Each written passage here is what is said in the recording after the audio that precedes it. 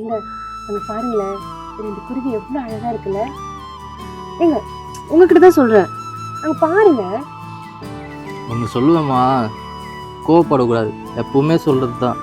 சின்ன வயசுலேருந்து நீயும் சொந்த வீட்டில் இருந்தது கிடையாது, நானும் சொந்த வீட்டில் இருந்தது கிடையாது.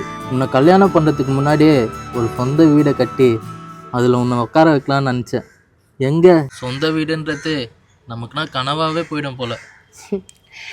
கனவு கண்டாதாங்க அந்த கனவே பலிக்கும். சொந்த வீடுங்கிறது பெருசா ஆடம்பரமா இருந்தாதான் சந்தோஷம்லாம் கிடையாது.